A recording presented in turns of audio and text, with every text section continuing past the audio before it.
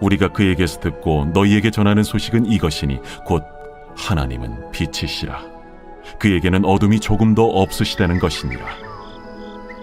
만일 우리가 하나님과 사귐이 있다고 어둠에 행하면 거짓말을 하고 진리를 행하지 아니함이거니와, 그가 빛 가운데 계신 것 같이 우리도 빛 가운데 행하면 우리가 서로 사귐이 있고 그 아들 예수의 피가 우리를 모든 죄에서 깨끗하게 하실 것이요, 만일 우리가 죄가 없다고 말하면 스스로 속이고 또 진리가 우리 속에 있지 아니할 것이요, 만일 우리가 우리 죄를 자백하면 그는 미쁘시고 의로우사 우리 죄를 사하시며 우리를 모든 불의에서 깨끗하게 하실 것이요, 만일 우리가 범죄하지 아니하였다면 하나님을 거짓말하는 이로 만드는 것이니 또한 그의 말씀이 우리 속에 있지 아니하니라.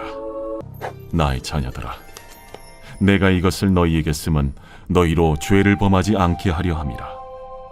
만일 누가 죄를 범하여도 아버지 앞에서 우리에게 대언자가 있으니 곧 의로우신 예수 그리스도시라. 그는 우리 죄를 위한 화목제물이니 우리만 위할 뿐 아니요 온 세상의 죄를 위하심이라.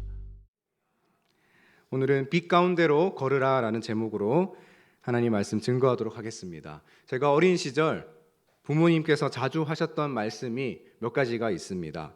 돈을 아껴 써라, 그리고 차 조심해라, 그리고 어른들께 인사를 잘 해라, 이런 것들인데, 또 하나 생각나는 말이 뭐냐면요, 친구를 잘 사귀어라 라는 그런 말씀이었습니다. 좋은 사람을 만나고 좋은 친구를 만나고 또 그 친구에게 좋은 영향력을 받는 것이 그만큼 중요하기 때문에 그러셨던 것 같습니다. 그런 의미에서 우리 신앙생활에도 누구를 사귀느냐가 참 중요한데요, 우리 신앙생활에서 가장 중요한 사귐은 바로 하나님과의 사귐인 줄로 믿습니다. 지난주 말씀에서 사도 요한은 생명의 주로 이 땅에 오신 주님과의 사귐이 자신의 가장 큰 기쁨이라고 그렇게 고백했습니다. 지난주 말씀 1장 4절 말씀을 보시면 우리가 이것을 쓰면 우리의 기쁨이 충만하게 하려 함이라. 요한은 이 요한 1서를 써내려가고 있는 목적이 바로 주님과의 사귐으로 말미암게 될 그 놀라운 기쁨 때문이라고 했습니다. 그리고 이어지는 오늘 본문 5절 이하에서는 그렇다면 이 기쁨이 충만하고 정말 중요한 주님과의 사귐이 구체적으로 어떻게 가능한 것인가에 대해서 오늘 말하고 있습니다. 오늘 본문 함께 묵상하며 주님과의 더 깊은 그런 사귐으로 나아가게 되시는 저와 여러분 될 수 있기를 예수 그리스도의 이름으로 축원합니다. 오늘 본문 5절 말씀을 보시면 사도 요한은 제일 먼저 강조하고 있는 것이 있습니다. 바로 하나님은 빛이시다라는 사실입니다. 그에게는 어둠이 조금도 없으시다. 즉 절대적 빛이 되시는 하나님을 강조하고 있습니다. 하나님과 더 깊은 사귐으로 나아가려면 이 사실을 알아야 된다는 것이죠. 하나님은 절대적 빛이시다라는 이 사실이 너무나도 중요하다라는 그런 전제를 먼저 해두고 요한은 써내려가고 있습니다. 그렇다면 빛 대신 하나님과 우리가 사귀려면 어떻게 해야 하는가? 우리 함께 7절 말씀을 읽어보겠습니다. 7절입니다. 시작. 그가 빛 가운데 계신 것 같이 우리도 빛 가운데 행하면 우리가 서로 사귐이 있고 그 아들 예수의 피가 우리를 모든 죄에서 깨끗하게 하실 것이요. 우리 7절 말씀을 한번 자세히 보십시오. 하나님과 우리 사이에 서로 사귐이 있으려면 어떻게 해야 된다고 말하죠?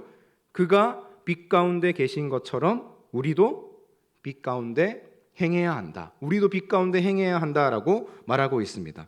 하나님은 절대적 빛이시기 때문에 하나님과 사귀는 우리도 당연히 그 빛 가운데 있고 빛 가운데 존재해야 된다라고 말하는 것입니다. 그렇다면 여러분, 오늘 가장 중요한 질문이자 또 오늘 반드시 꼭 답을 가지고 돌아가셔야 하는 질문이 바로 이 질문이 되겠죠. 빛 가운데 행한다라는 것은 과연 어떤 의미인가? 여러분, 빛 가운데 행한다라는 것이 어떤 의미일까요?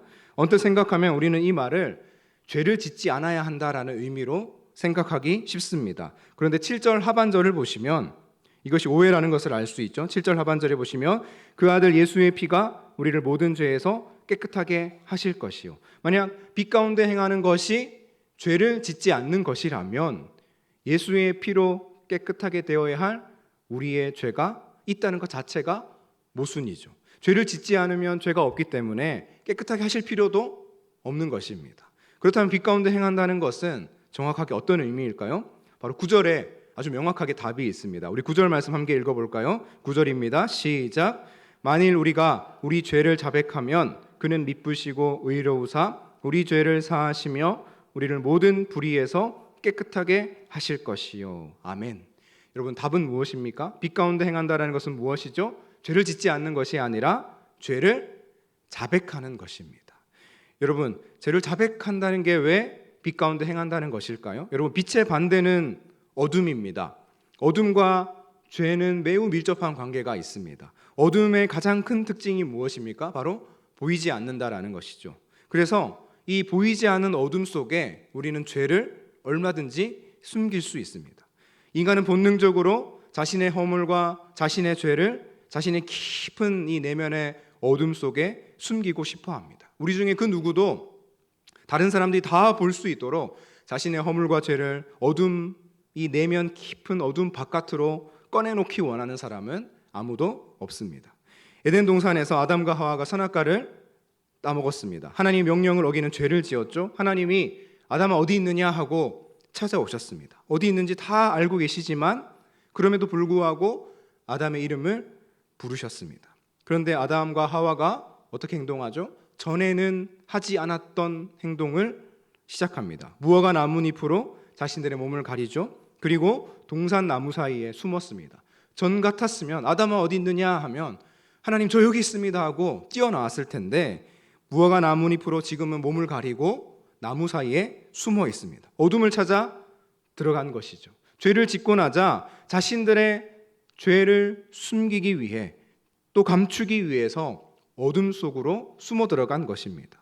이러한 어둠과 죄의 밀접한 관계에 대해서 사도 요한은 6절에서 이렇게 말합니다. 6절 말씀, 만일 우리가 하나님과 사귐이 있다 하고 어둠에 행하면 거짓말을 하고 진리를 행하지 아니함이거니와. 여러분, 요한이 말하는 바는 무엇입니까? 만약 우리가 여전히 어둠 속에 행하고 있다면 그것은 아니라는 거죠. 무엇이요? 하나님과 빛 대신 하나님과 사귀고 있는 상태가 아니라는 것입니다. 어둠 속에 행하고 있다면. 하나님과 사귄다는 것은 빛 대신 하나님 앞에 우리의 모든 어둠, 우리 내면의 깊은 곳까지 다 드러나게 되는 상황을 말하는 것입니다. 우리의 허물과 죄, 우리 마음, 우리 내면 깊은 곳까지 빛 대신 하나님 앞에 드러나게 되어야만 하나님과의 더 깊은 사귐으로 나아갈 수 있는 것입니다. 하나님의 절대적인 빛 앞에서 그렇기 때문에 인간이 할 수 있는 일은 유일하게 무엇밖에 없죠? 오늘 구절에서 말하는 것처럼 우리 죄를 자백하는 것 외에는 우리에게 다른 방법이 없는 것입니다. 누가복음 5장을 보면 예수님께서 베드로에게 깊은 데로 가서 그물을 내리라고 명령하셨습니다. 뱃사람인 베드로는 납득을 할 수 없었죠. 하지만 속는 셈 치고 그물을 던져보았습니다. 그런데 물고기가 심이 많아서 그물이 찢어졌습니다. 그때 베드로는 우리의 예상을 완전히 빗나가는 반응을 보여주죠. 누가복음 5장 8절 말씀 같이 읽겠습니다. 시작. 시몬 베드로가 이를 보고 예수의 무릎 아래에 엎드려 이르되 주여 나를 떠나소서 나는 죄인이로소이다 하니. 하나님의 빛 가운데 베드로는 자신의 모든 깊은 내면의 어두움까지 다 밝혀졌다라는 것을 깨닫게 된 것입니다. 베드로가 이제 할 수 있는 일이라곤 예수님 앞에 엎드려서 나는 죄인입니다 라고 자백하는 것 외에는 다른 할 일이 없었다라는 것입니다. 비로소 베드로가 빛 가운데 행하기를 시작한 것입니다. 이 베드로 같은 경우가 또 있습니다. 디모데전서 1장 15절 말씀을 보시면 바울이 이렇게 고백하죠. 죄인 중에 내가 괴수니라. 죄인 중에 내가 괴수였었다라고 하지 않고 지금 바울은 죄인 중에 내가 괴수다. 과거에도 내가 죄인 중에 괴수였고 지금도 나는 하나님 앞에 죄인 중에 괴수다라고 말하고 있습니다. 천하에 내가 제일 나쁜 놈이다라고 말하는 것입니다. 여러분, 바울도 예수님 만난 후에 또 인고의 시간을 거친 후에 성질이 참 많이 죽었습니다. 이렇게 이제는 그렇게 나쁜 사람이 아니죠. 그래서 이 디모데에게 쓰는 이 편지인 디모데전서에서 자신의 영적 아들과 같은 디모데에게 또 이 편지를 읽게 될 교회들에게 굳이 내가 죄인 중에 괴수다, 내가 천하의 제일 나쁜 놈이다라고 이렇게 말할 필요가 없다라는 것입니다. 그런데 바울이 이렇게 말하는 이유는 무엇입니까? 절대적 빛이시고 참된 빛 대신 하나님 앞에서 자신이 할 수 있는 일이라곤 나는 그저 죄인이다 라는 고백밖에 없다라는 것을 강조하고 있는 것입니다. 그래서 자신의 절대적 무능함을 자백하는 것, 이것 외에 나는 아무것도 할 수 없다라는 사실을 이 죄인 중에 내가 괴순이라 라는 말로 이렇게나마 표현하고 있는 것입니다. 바울 역시 빛 가운데 행하고 있는 것이죠. 여러분, 하나님과의 사귐은 바로 이런 것입니다. 빛 가운데 행하는 것입니다. 우리의 모든 죄와 허물이 강력한 빛 대신, 절대적 빛 대신 하나님 앞에 완전히 드러나게 되는 것입니다. 발가 벗겨진 것처럼 적나라하게 밝히 드러나는 것이 빛 가운데 행하는 것입니다. 그 앞에서 할 수 있는 일은 무엇이죠? 나는 죄인입니다. 나는 아무것도 아닙니다. 나는 정말 무능력한 존재입니다 라고 자백하고 고백하고 엎드리는 것 외에는 할 수 있는 일이 없다라는 것입니다. 하지만 여기서 끝이 아니죠. 이 자백하는 일은 하나님과의 사귐을 향해 나아가는 중간 과정입니다. 이후에 어떤 일이 일어나죠? 다시 7절 말씀을 한번 보시겠습니까? 7절 말씀 보시면 그가 빛 가운데 계신 것 같이 우리도 빛 가운데 행하면 우리가 서로 사귐이 있고 그 아들 예수의 피가 우리를 모든 죄에서 깨끗하게 하실 것이요. 빛 가운데 행하면 우리의 모든 것이 드러나고 하나님 앞에 자백하고 우리의 무능력함을 고백하고 엎드릴 수밖에 없지만 거기서 끝이 아니라 그때에 하나님은 우리의 모든 죄를 깨끗하게 하신다라고 약속하셨습니다. 또 9절 말씀을 보시면 만일 우리가 우리 죄를 자백하면 그는 미쁘시고 의로우사 우리 죄를 사하시며 우리를 모든 불의에서 깨끗하게 하실 것이요. 우리가 하나님 앞에 엎드리고 자백하면 하나님께서는 우리의 죄를 사하실 뿐만 아니라 우리를 모든 불의에서 깨끗하게 하신다. 불의에서 깨끗하게 하신다라는 것은 불의에서 의로 상황이 역전된다라는 의미입니다. 불의의 죄의 종이었던 우리가 이제는 의로운 하나님의 자녀가 된다라는 말입니다. 참된 자유와 참된 만족과 참된 기쁨이 그때 우리에게 임하게 되는 것입니다. 그야말로 빛 가운데 행하며 하나님과 더 깊은 사귐에 들어가게 되는 것이시죠. 그래서 우리는 빛 가운데 행할 때 하나님과 더 깊은 사귐을 누릴 수 있는 것입니다. 하나님께서 이렇게 분명한 약속을 우리에게, 인간들에게 허락해 주셨습니다. 그런데 인간에게는 문제가 있습니다. 두 가지가 있는데요. 어둠 속에 거했었기 때문에 남아있는 이 두 가지 문제가 무엇이냐? 첫 번째는 자신의 죄를 인정하지 못한다라는 것입니다. 우리 8절 말씀해 보시면 만일 우리가 죄가 없다고 말하면 이라고 단정하고 있고요. 10절 말씀을 보시면 만일 우리가 범죄하지 아니하였다 하면 이렇게 하죠. 어둠에 오랫동안 거했던 인간은 하나님의 빗줄기 앞에 당당하게 한 번에 나아가지 못합니다. 하나님의 빗줄기가 비춰져 오면 뭔가 불편해하죠. 왜냐하면 익숙했던 어둠에서 익숙하지 않은 빛으로 나오는 것이 불편하기 때문입니다. 몸에 배어있던 죄가 자신의 기호에 더 알맞기 때문입니다. 그래서 빛이 비춰져 올 때, 하나님의 그 영광의 빛이 비춰져 올 때 인간은 자기의 죄성을 부인하고 핑계를 대며 빛을 거부합니다. 다시 에덴 동산으로 돌아가 보면요, 하나님께서 아담에게 이제 물으십니다. 내가 먹지 말라 명령한 그 나무 열매를 네가 정말로 먹었느냐? 그때 이 아담의 대답이 무엇입니까? 창세기 3장 12절 말씀입니다. 우리 같이 읽어볼까요? 시작.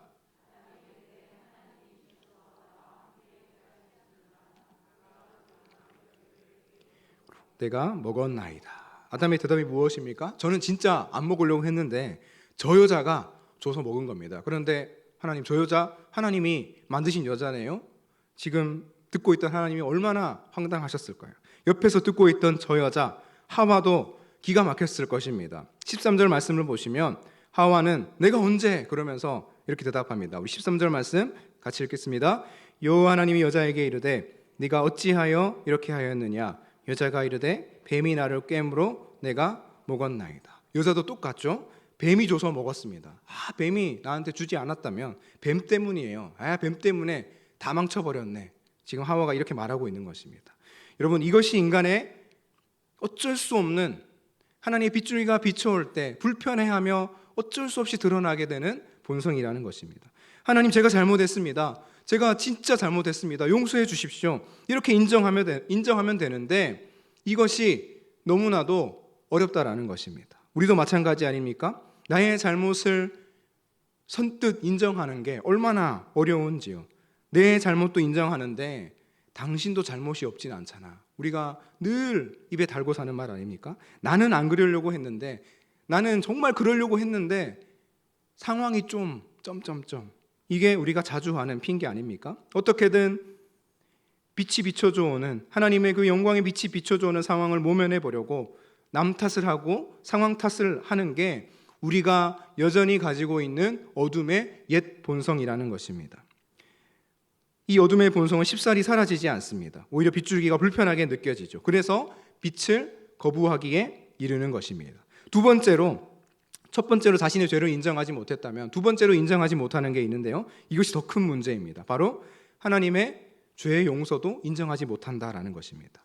여러분, 가게에서 과자를 훔친 아이가 있었습니다. 계속 이 물건이 빠지는 것이 반복되자 가게 주인이 눈치를 채고 이제 현장에서 딱 기다리고 있다가 이 아이를 붙잡았습니다. 아이의 부모가 이제 왔겠죠. 우리가 잘못 가르쳤습니다 하고 고개를 숙이고 선처를 호소했습니다. 그리고 그동안 훔친 과자의 값에 갑절을 다 변상했습니다. 부모가 찾아와서 그렇게 호소하고 고개를 숙이니 가게 주인도 어쩔 수 없이 그냥 없던 일로 하자고 이제 그 과자의 값만 받고 일을 마무리 지었습니다. 이제 아이는 어떻게 하면 될까요? 부모님께 자신의 잘못을 인정하고 다시는 그러지 않겠다라고 단단히 마음을 먹고 정말 반성하고 원래의 자리로, 원래의 일상으로, 부모의 아들의 자리로 돌아가면 되는 것입니다. 이제 부모가 용서해 주었기 때문에 이제 이 아들은 도둑놈이 아니라 이 부모의 아들로 다시 원래의 상태로 돌아간 것이죠. 근데 만약 이 아이가 계속해서 죄의식에 사로잡혀서 계속 시무룩하게 있다면 부모의 마음이 어떨까요? 얘야, 엄마 아빠는 너를 용서하기로 했어. 과자값도 충분히 갚았단다. 그러니 이제 걱정하지 마. 괜찮아. 우리는 너희를 용서해 줄 거야. 아무리 이렇게 타일러도 만약 이 아이가 전 정말 나쁜 아이예요. 전 엄마 아빠의 아들로 자격이 없어요. 정말 이런 아들은 없겠죠. 계속 도둑질하는 삶이나 살래요 라고 이렇게 말한다면 부모의 마음이 얼마나 아프고 속상하겠습니까? 여러분, 신앙생활 하다 보면 우리도 이럴 때가 있다라는 것입니다. 예수 그리스도의 피가 우리의 모든 죄를 깨끗하게 하셨고 우리를 불의의 죄의 종에서 의로운 하나님의 자녀로 완전히 신분을 바꾸셨다라는 사실 우리 분명히 알고 있지만 계속해서 그 어둠에 거하기를 더 원하는 우리의 옛 자아가 남아있다라는 것입니다. 그래서 잘못을 인정하지 않게 되고 똑같은 죄를 반복해서 또 짓고 그래서 회개를 하지만 이제 회개를 반복할 염치도 없습니다라고 영적 무기력에 빠지고 말 때가 우리에게 있다라는 것입니다. 십자가의 무한한 용서와 은혜도 인정하지 못할 때가 분명히 우리에게 있다라는 것이죠. 이때에 우리 하나님 아버지께서 얼마나 마음 아파하시고 얼마나 속상해 하실까요? 하나님께서 원하시는 것은 이것이 아니죠. 분명히 죄를 짓고도 당당하게 죄가 뭐요? 이렇게 하는 건 하나님 원하시는 일이 아니지만 계속해서 어둠 속에 있기를 원하며 죄를 인정하지 않으려고 하고 또 하나님의 구원조차 인정하지 않으려는 자세는 분명히 하나님께서 원하시는 일이 아닙니다. 하나님께서 원하시는 것은 어떤 일일까요? 빛 대신 하나님 앞으로 더 나아오기를 하나님 원하십니다. 왜냐하면 그 어떤 우리의 추악한 죄보다도 하나님의 빛이 더 강력하시기 때문입니다. 다시 9절 말씀을 보십시오. 만일 우리가 우리 죄를 자백하면 그는 어떤 분이십니까? 미쁘시고 의로우사 우리 죄를 사하시며 우리를 모든 불의에서 깨끗하게 하신다. 여러분, 우리 죄를 사하시는 빛 대신 하나님은 미쁘시고 의로우신 분이십니다.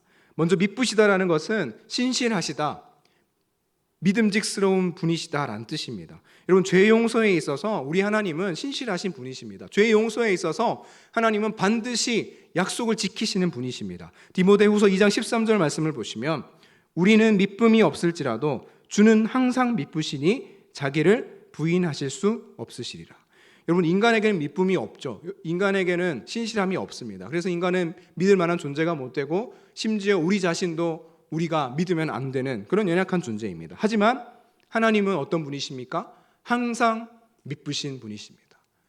우리 인간은 날마다 자기를 부인해야만 겨우겨우 유지해 나가면서 신앙생활을 할 수 있지만 하나님은 항상 미쁘신 분이시기 때문에 자기를 부인할 필요도 없으신 분이십니다. 그 정도로 신실하신 분이십니다. 그래서 우리가 하나님 앞에 엎드려서 저의 죄를 고백합니다. 자백합니다. 주님, 저는 무능한 종입니다 라고 엎드릴 때에 하나님은 100만 번이면 100만 번, 1000만 번이면 1000만 번 계속해서 용서를 베푸시는 미쁘신 분이라는 뜻입니다. 또 미쁘신 하나님은 또 어떤 분이시라고 했죠? 의로우신 분이시죠. 여러분, 의롭다라는 것은 법정적 선언입니다. 법정에서 망치를 땅땅땅 치고 이제 무죄 선고를 하셨다라는 것입니다. 넌 무죄야. 넌 내 아들이야. 넌 이제 더 이상 죄의식에 사로잡힐 필요가 없어. 더 이상 죄목을 물으시거나 우리에게 더 이상 죄과를 추궁하시지 않는다라는 것입니다. 로마서 3장 25절 말씀을 보시면 같이 읽어볼까요? 시작. 이 예수를 하나님이 그의 피로써 믿음으로 말미암는 화목제물로 세우셨으니 이는 하나님께서 길이 참으시는 중에 전에 지은 죄를 간과하심으로 자기의 의로우심을 나타내려 하심이니, 하나님은 우리의 지난날에 지은 모든 죄를 간과하시는 의로우신 하나님이십니다. 그래서 시편 103편 12절 말씀 같이 읽을까요? 시작. 동이 서에서 먼 것 같이 우리의 죄과를 우리에게서 멀리 옮기셨으며, 의로우신 하나님은 한 번 용서하신 죄는 완전히 간과하시는 분이십니다. 완전히 잊어버리시고 더 이상 묻지 않으시는 분이십니다. 너는 의로운 내 아들이야, 너는 의로운 내 딸이야, 땅땅땅 하고 최종적 선언을 우리에게 이미 내리신 분이 바로 의로우신 우리 하나님이시라는 것입니다. 그렇기에 여러분, 하나님의 빛이 우리를 향해 비춰져 올 때에 우리는 어떻게 해야 될까요? 더 이상 어둠 속에 있으면 안 되는 것이죠. 어둠 속에서 우리의 죄를 인정하지 않고 하나님 구원조차 인정하지 않는 그런 모든 예술성을 버리고 빛 가운데 나와 빛 가운데 행해야 하는 것입니다. 나의 죄를 하나님 앞에 다 용서를 구합니다. 빛 가운데 내 모든 지난날의 잘못들을 싹 다 드러내기만 하면 하나님께서는 우리의 죄를 용서하시며 의롭고 미쁘신 하나님께서 우리의 모든 죄가를 완전히 동에서 서로 옮기신다라는 뜻입니다. 여러분, 그래서 그리스도인은 죄를 짓지 않는 사람이 아니라 매일매일 죄를 지으면서도 회개하는 사람이죠. 또다시 반복해서 똑같은 죄를 짓더라도 회개하고 또 회개하고 회개하는 사람이 바로 그리스도인입니다. 그런데 이 일이 쉽지가 않죠. 염치가 없어서 하나님 앞에 또 똑같은 죄로 어떻게 하나님 앞에 회개할 수 있겠습니까? 말하실 분도 있을 것입니다. 하지만 여러분, 이렇게 생각하시면 쉽습니다. 여러분, 매일 세수하시죠? 네, 다 세수하고 오늘 오신 것 같아요. 매일 샤워하시죠? 네, 샤워하고 오신 것 같습니다. 우리의 겉모습도 우리가 그렇게 깨끗하게 되기를 유지하는데 우리의 내면은 하물며 얼마나 더 중요하겠습니까? 더 중요한 마음은 당연히 매일매일 깨끗하고 정결하게 유지해야 하지 않겠습니까? 매일매일 깨끗하게 유지하는 방법이 바로 회개인 것입니다. 그래서 똑같은 죄를 동일하게 짓더라도 또다시 하나님 앞에 회개하고 엎드리고 나아가야 하는 것이, 우리의 그 무능력함을 하나님 앞에 엎드리고 숙이고 나아가야 하는 것이 우리의 신앙생활인 것입니다. 이렇게 빛 대신 하나님과 더 깊은 사귐을 누리기 위해 날마다 하나님 앞에 하나님의 빛 가운데로 나아가 빛 가운데 행하시는 저와 여러분 될 수 있기를 간절히 소망합니다.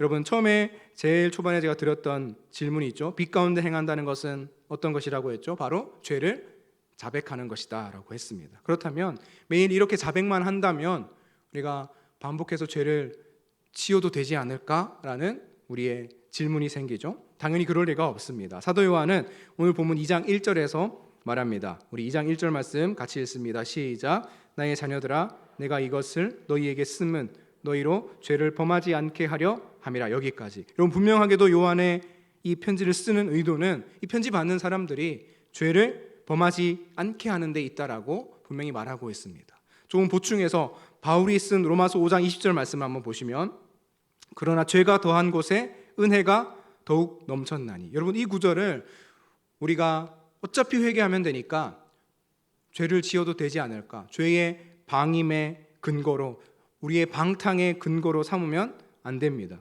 죄 짓고 회개하면 용서의 은혜가 넘치니까 계속 죄를 지으면 더 은혜가 넘치겠네, 이런 뜻이 결코 아닙니다. 이어지는 로마서 6장 1절 말씀을 보시면요, 우리 같이 읽어볼까요? 시작. 그런즉 우리가 무슨 말을 하리요? 은혜를 더하게 하려고 죄에 거하겠느냐? 2절. 그럴 수 없느니라. 죄에 대하여 죽은 우리가 어찌 그 가운데 더 살리요? 그리고 4절 말씀 한번 읽어보겠습니다. 시작. 그러므로 우리가 그의 죽으심과 합하여 세례를 받음으로 그와 함께 장사되었나니 이는 아버지의 영광으로 말미암아 그리스도를 죽은 자 가운데서 살리심과 같이 우리로 또한 새 생명 가운데서 행하게 하려 함이라.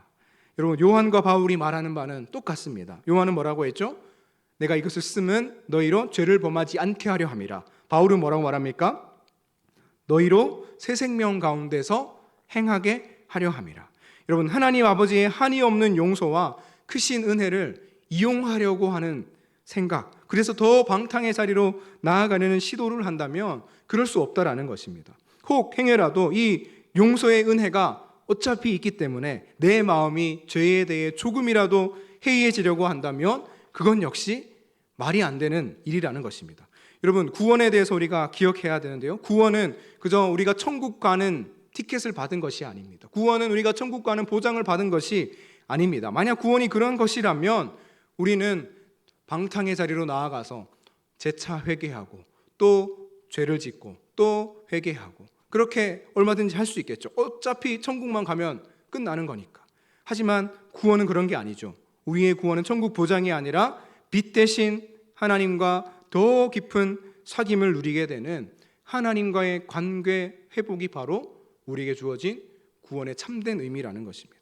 그분이 나를 사랑하셨고, 그분이 나를 위해 죽으셨고, 그분이 우리의 아버지 되시고, 그분이 우리를 지지하고 인정하시며, 그분이 우리 인생의 참된 소망이요 구원자가 되시는데, 우리가 어떻게 죄에 대해서 우리의 마음을 놓을 수 있겠습니까? 우리의 마음을 놓아서도 안 되며 놓을 수도 없죠. 오히려 오늘보다 내일이 조금이라도 더 어떻게 하면 나은 삶이 될 수 있을까? 오늘보다 내일 하나님이 더 기뻐하시는 삶을 살려면 어떻게 해야 될까? 고민하고 우리의 삶을 철저하게 살아내는 것이 바로 참된 구원을 깨닫고 빛 대신 하나님 안에서 행하는 삶이라는 것이죠. 그래서 결론적으로 이 말씀을 읽겠습니다. 고린도후서 5장 14절 15절 말씀 함께 읽습니다. 시작. 그리스도의 사랑이 우리를 강권하시는 도다.